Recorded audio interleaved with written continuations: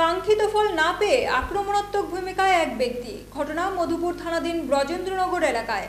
আক্রমণকারী ব্যক্তি মসজিদের ইমামের কান কেটে দেয়। অভিযুক্ত যুবকের বাড়ি মতিনগর এলাকায়।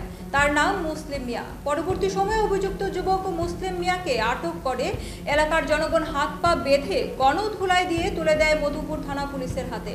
জানা যায়, রবিবার মুসলিম মিয়া আচমকা মসজিদে প্রবেশ করে মসজিদের ইমামকে বেধড়ক মারধর করে। পরে তিনি দাঁত দিয়ে কামড়ে দিয়ে ইমামের একটি কান কেটে নেন এবং ধারালো অস্ত্র দিয়ে তার শরীরের বিভিন্ন জায়গায় আঘাত করে।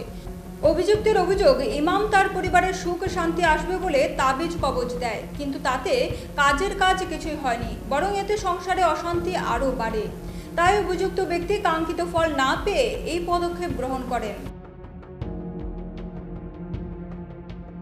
আমার সংসার শেষ করে লেছে। হ্যাঁ, আমার একটা জিনিস দৈনিক কথা সব বছর ধরে ঘুরাইয়া আমার জীবন সংসার শেষ করে লেছে। ওই দেখছি কেটে দিছে, আরো দৈনিক বাহির হয়েছে।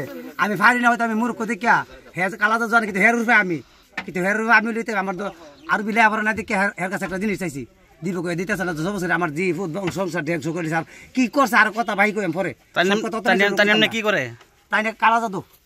আপনার কি চাইছেন? আপনার টাকা শান্তির কাছে আমার ওই যে ভালোর জন্য, আমার সংসারটা ভালোর জন্য, আমার ফ্যামিলির জন্য, আমার আত্মরক্ষার জন্য আমি একটা জিনিস চাইছিলাম। দিছে না?